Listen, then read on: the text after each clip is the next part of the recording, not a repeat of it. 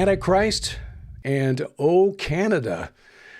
It's 5 in 10 from Skywatch TV. 5 things you need to know in about 10 minutes for Tuesday, April 29th, 2025. I'm Derek Gilbert. Item number 5 today. Have you seen this man? This guy has been all over social media here the last week or two. Facebook, TikTok, YouTube. Yes, he has a YouTube channel. His name is Abdullah Hashem, and he claims to be the successor to Peter. In other words, the legitimate pope. This, of course, would be according to the Roman Catholic conception of the role of Peter. We, as Protestants, of course, do not believe Peter was the first pope. But anyway, this is his claim. Claims to be the legitimate successor to Jesus and to Muhammad. He also claims to be the Mahdi. He may not say so out loud, but his adherents, his followers, call him the Qaim, which is an epithet of the Mahdi. So, yeah, he is claiming to be the Mahdi. Now, I know some of you have seen this guy because a few of you have forwarded videos to me asking whether I think this man is the Antichrist. In short, no. No, he is not the Antichrist. He is an Antichrist. As Jesus said in Matthew 24:24, in the last days, many false Christs, and that's what the word Antichrist basically means, false Christs and false prophets will appear. He is just one of many in these last days. Now, his name, again, Abdullah Hashem. Abdullah means servant of Allah. Hashem has a twofold meaning. First of all, he is, by claiming this name, claiming to be a descendant of Muhammad, because Muhammad's clan is the Hashemites. This is why King Abdullah of Jordan rules over the Hashemite kingdom. He is a descendant of Muhammad, traces his lineage back to the 7th century, Muhammad's grandfather named Hashem. But also in Hebrew, Hashem literally means the name, which is how Jews refer to God. They don't want to speak his name, Yahweh, because they believe it's too sacred for us to speak with our profane tongues, but Hashem, the name. So essentially, this guy is claiming to be the anointed one for Muslims, Jews, and Christians. Now, he is not. He is an Egyptian American, 41 years old. His father's Egyptian, mother American, and in one of his videos, he claims to be the son of Islam and the East through his father, the son of Jews and Christians, and the West through his mother. His headquarters of his religion, the Ahmadi religion of peace and light, is based in the UK. Speaks with an American accent. He is not likely, first of all, to be accepted as the Mahdi by either Shia Muslims or Sunni Muslims. Now, his cult, frankly, which is what it is an offshoot of the Twelver sect of Shia Islam. Sunnis and Shias have very different ideas of what the Mahdi will look like. So when a Mahdi appears, adherents of the other sect will likely see that man as the Dajjal, which is the Muslim concept of the Antichrist. In fact, the most recent claimant to Mahdi, who was al-Baghdadi, the former leader of the Islamic State, he is now deceased. He was opposed by Shia Muslims because they don't believe that a Mahdi is going to be just a regular guy who can get a lot of people with guns to follow him. That's the Sunni conception of the Mahdi. So anyway, I don't think either sect of Islam, major sect, will follow this man. His religion, the Ahmadi religion of peace and light, is really a supernatural smoothie.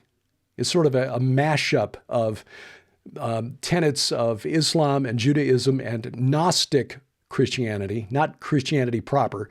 About the only thing, as I read through the summary of what he believes, that I think he's got right is that I think the original Mecca was not in Arabia where it is today. The original Mecca was at Petra. I wrote about that in my book, Bad Moon Rising. But anyway, Jesus warned us about guys like this. Again, he is not the Antichrist. He is an Antichrist. When the Antichrist appears, he will perform lying signs and wonders. Now, when you go to his YouTube channel, there are those who claim he healed me 3 times. He raised me from the dead. He made the moon disappear. Okay, Color me skeptical. And by the way, when Messiah appears, it's not going to be on TikTok. Item number 4 today, rogue judges. A judge in Milwaukee arrested Friday for allegedly hiding a previously deported illegal immigrant in her jury room. Had a notice posted to her courtroom door for people who feel unsafe coming to the courthouse, basically telling their attorneys or representatives, look, if your client feels unsafe, go to the clerk in branch 31 and they'll tell you how to apply for a court date by Zoom. Anyway, Democrats lost their minds after the FBI arrested Judge Hannah Dugan for allegedly escorting this illegal alien out of the courtroom, through the jury room, and then through a secret doorway, a private doorway anyway, to evade the officers from ICE, Immigrations and Customs Enforcement, who then had to chase him down a city street in Milwaukee to catch him. She was arrested. She's been charged. And Democrats lost their minds. This is Trump acting like a dictator. Judges don't get arrested in a functioning democracy, they say. These are the same people who justified impeaching Donald Trump by saying no one's above the law. And I would say they've got this exactly backwards. In a functioning democracy, judges who break the law do get arrested and charged. It's only in a non-functioning democracy when judges are immune to anything. They can do whatever they want without worrying about the consequences. Topic number 3, Canada. Liberal Party led by Mark Carney has won Canadian parliamentary elections. This was on Monday, according to projections by national media. Preliminary results not yet determined whether the new prime minister will have a parliamentary majority or whether he'll have to cut a deal with another party to get that majority. But this is a reversal of recent trends. Just a few months ago, the Conservative Party looked like they were going to end 10 years of liberal rule, but 60-year-old Mark Carney basically took up the mantle of being anti-Trump, and for voters, that was apparently enough.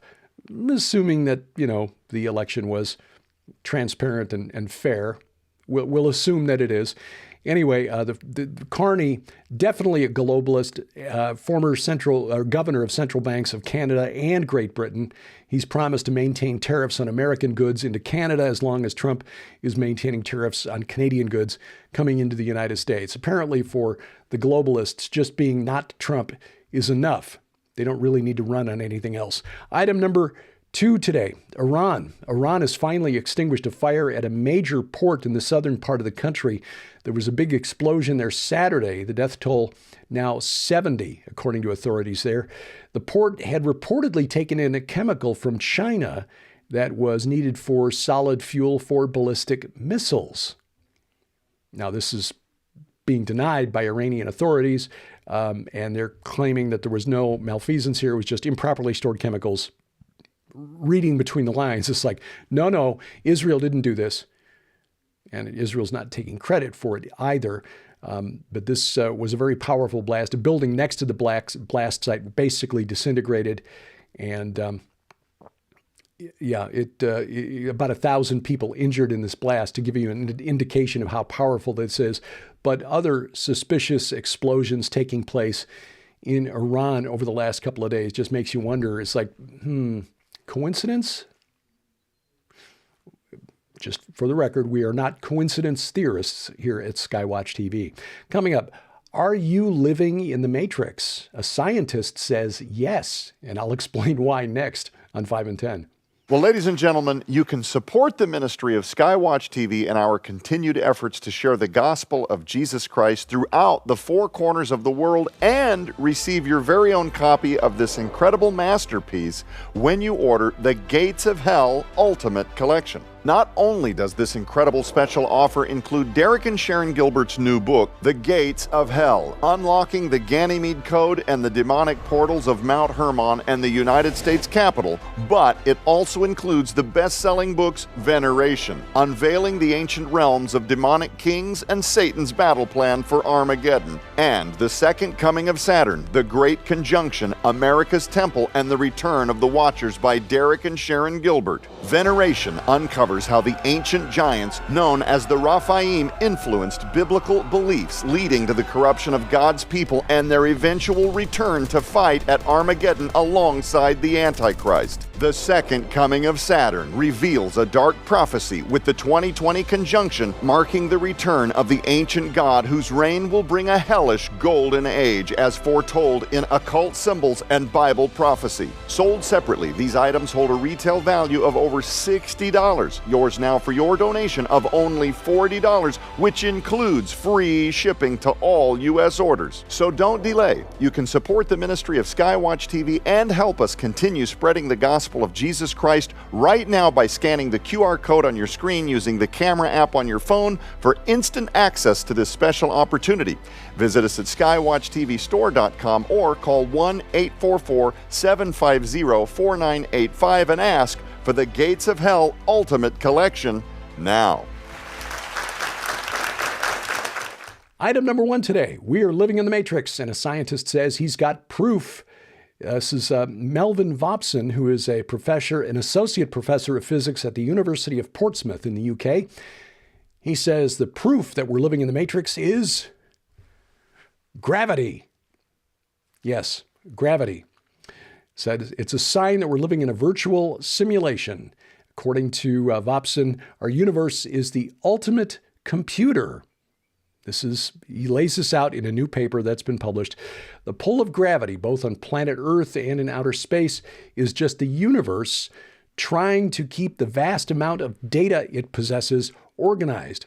So when we are being pulled in the same direction, like towards the center of the Earth, it is similar to the way computers compress code. In other words, optimizing. This is a professor trying to make a name for himself to get more funding for future grants and projects. It's a good excuse, though, if you're feeling like you're carrying a few extra pounds. Like, no. I'm not overweight. I'm under tall, and that's only because I'm being optimized through gravity. This week on Skywatch TV, we're talking about the new book by Sharon and me, The Gates of Hell, and the veneration of the old god Saturn, who in my previous book I argued is the same as Shemyaza, the leader of those sons of God in Genesis 6 who caused so many problems that still exist today on Earth, and Apollyon in the end times. That's encoded into the U.S. Capitol, the art and architecture inside that building.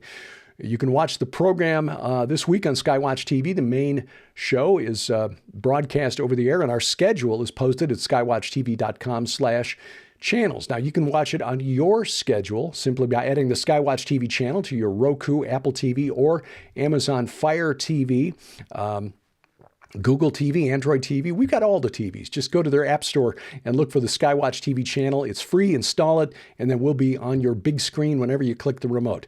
You can watch us on the internet, youtube.com/@Skywatch Television. Please remember to subscribe, share, click the bell for notifications, hit the like button, rumble.com/Skywatch TV, or download our free mobile app to your smartphone or tablet, whether it's iOS, Android, Amazon, Kindle Fire. We've got apps for all of those, and you'll find us in the app stores. Links to the app stores, by the way, at skywatchtv.com/app.